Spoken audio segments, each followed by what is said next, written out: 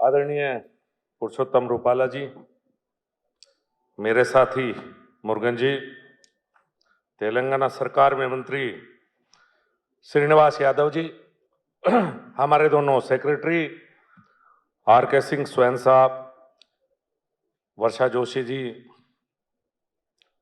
शाह साहब, हमारे commissioner animal husbandry, Telangana सरकार के अफसर, उपस्थित साथियों, मुझे लगता है किसान भी हैं और स्टार्टअप वाले भी हैं, दोनों ही लोग मिक्स हैं।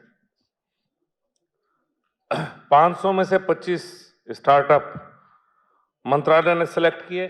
मैं भी बैठा हुआ सोच रहा था, एज ए वेटनेरियन भी और एज ए फार्मर भी, कि क्या चैलेंज है, किस पे स्टार्टअप होने चाहिए, किसान की सोच से क्या आवश्यकता है देश को। शायद ये ऐसा सेक्टर है कि बहुत ज्यादा ल्यूक्रेटिव नहीं है। एनिमल हस्बेंड्री, डेयरी और फिशरी इस तरह का सेक्टर है। चूंकि स्टार्टअप आईटी सेक्टर में उसमें तो बड़े अच्छे अच्छे हुए, कुछ स्टार्टअप में प्रयास इस तरफ भी हुए, लेकिन शायद वो इतने कामयाब इसलिए नहीं हुए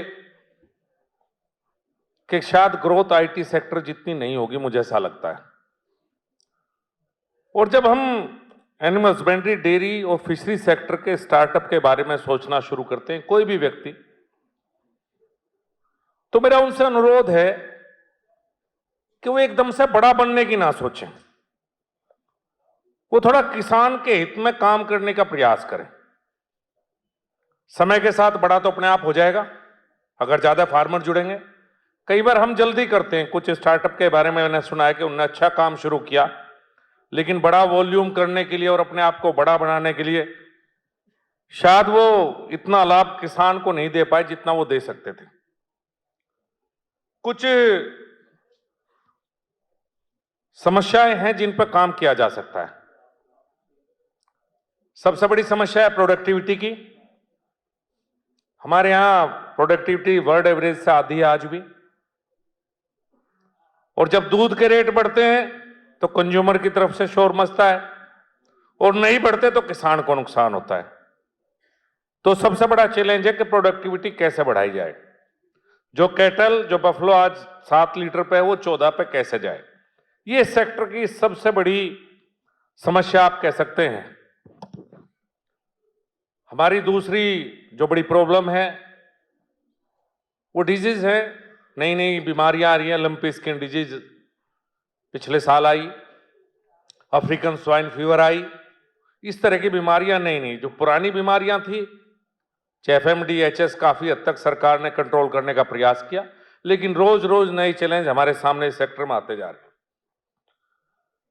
एक और समस्या है कि हमारा लिमिटेड आर्टिफिशियल इंसेमिनेशन कवरेज, जो आज भी देश में शायद 35-40 के बीच में कहीं है, जिसे बढ़ाने का हम प्रयास भी कर रहे हैं।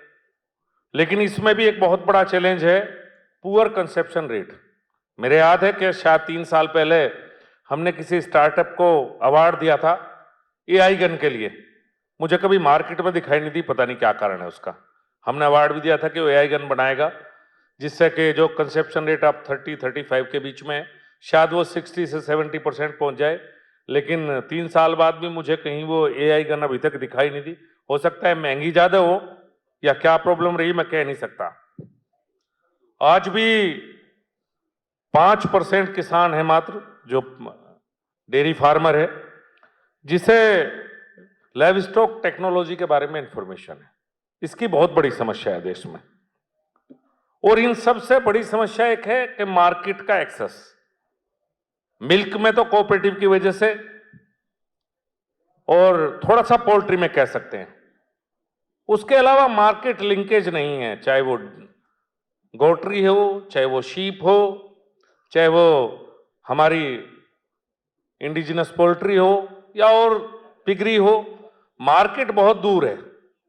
कोई ऐसा सिस्टम डेवलप नहीं है अभी तक कि जो किसान को ये पता लग जाए कि मेरा जो प्रोडक्ट है वो किस रेट में बिकेगा, कहां बिकेगा, उसका शोषण ना हो, बीच में मीडिएटर कुछ कम हो। कुछ लोगों ने प्रयास शुरू किया है, लेकिन अभी भी मुझे लगता है कि बहुत ज्यादा प्रयास की आवश्यकता है। प्रोसेसिंग और वैल्यू एडिशन, अभी इसमें भी संभावनाएं हैं। कुछ ऐसी बीमारियां हैं जिन पर काम करने की आवश्यकता है, जैसे कि मैस्टाइटिस, बहुत बड़ा नुकसान है। कुछ लोग शायद इस पे मुझे लगता है काम कर भी रहे हैं। एक न्यूट्रिशन के संबंध में, चूंकि एनिमल हस्बेंड्री में सबसे ज्यादा 70-75% कॉस्ट जो फीड की रहती है, तो उस फीड की कॉस्ट को कैसे कम किया जाए, जो इनपुट कॉस्ट है उसे कैसे कम किया जाए, ये भी एक बड़ा चैलेंज है। जो लाइव स्टॉक प्रोडक्ट हैं, पेरिशेबल हैं ज्यादातर, आप सबको पता है, उसे इमीडिएटली प्रोसेसिंग, स्टोरेज और प्रिजर्वेशन की फैसिलिटीज हो, उसमें कैसे एक सिस्टम बने, एक पूरा डाटाबेस कैसे तैयार हो। एक बड़ी समस्या जो पिछले कुछ सालों में पूरे इंडिया में आई है, वही है मेल एनिमल की, जिनका कोई काम अब खेती में भी नहीं बचा। इसमें सेक्स सीमन आया जरूर है, लेकिन हम उतने हद तक इसको स्केल बड़ा नहीं कर पाए। इसका स्केल बड़ा करने की आवश्यकता है, और इसमें कुछ नई टेक्नोलॉजी की आवश्यकता भी है, क्योंकि जो पुरानी थी मुझे लगता है इतने कामयाब हम उसमें नहीं हो पाए जितना होना चाहिए था।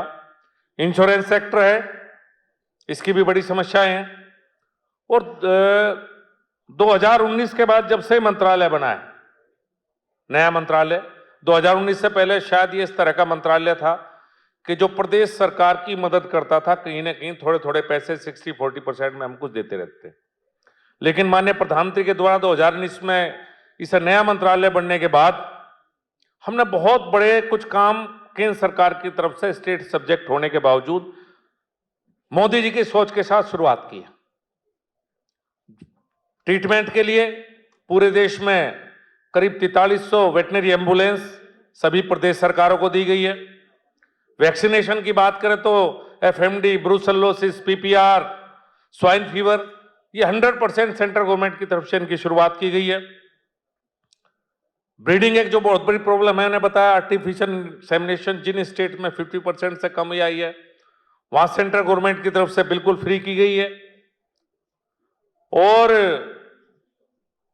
नई नई टेक्नोलॉजी, चाहे ईटी पे काम करना हो, चाहे इन विट्रो फर्टिलाइजेशन पे काम करना हो, चाहे सेक्सी में काम करना हो, काफी हद तक, जैसे क्लीन मिल्क पे केंद्र सरकार के द्वारा काम शुरू किया गया है। हमारा फोकस अब यह है कि किसान, अब तक एनिमल हस्बेंड्री और डेयरी सेक्टर इस तरह का था कि किसान की इनकम में कुछ सप्लीमेंट करे। अगर 70% या 50% इनकम एग्रीकल्चर से, तो 25 से 25-50% इनकम कहीं ना कहीं किसान को एनिमल हस्बेंड्री सेक्टर से भी आए। अब भारत सरकार का फोकस है कि एंटरप्रेन्योर कैसे डेवलप हो इसमें। उसी के लिए हम ब्रीडिंग फार्म की स्कीम लेकर आए, चाहे वो डेयरी में हो या पोल्ट्री में हो या गोट्री में हो, शीप में हो, अपना पिगरी में हो। एंटरप्रेन्योर कैसे बने, एक एंटरप्रेन्योरशिप कैसे डेवलप हो इस सेक्टर में, उसका प्रयास किया गया है। साइलेज में भी यही बात है कि किस तरह से एंटरप्रेन्योर नए आए और साइलेज में इसमें आगे बढ़े। मैंने अभी कुछ स्टार्टअप देखे हैं, जाने के बाद देखो उनमें कुछ स्टार्टअप ने काफी अच्छा काम करने का प्रयास किया है, लेकिन इनका स्केल कैसे बड़ा हो, और एनिमल हस्बेंड्री, डेयरी और फिशरी सेक्टर की जो और प्रॉब्लम्स है, उन पे आईटी के लोग और वेटनेरियन मिलकर काम कैसे करें, और कैसे नए नए स्टार्टअप आए, और वो स्टार्टअप किसान के लिए आए। जब किसान आपके साथ जुड़ेंगे तो आप बड़े तो अपने आप हो जाओगे। आप शुरू में अगर बड़ा बनना चाहोगे तो शायद किसान को अपने साथ ना जोड़ पाओ। बहुत बहुत धन्यवाद, बहुत बहुत धन्यवाद।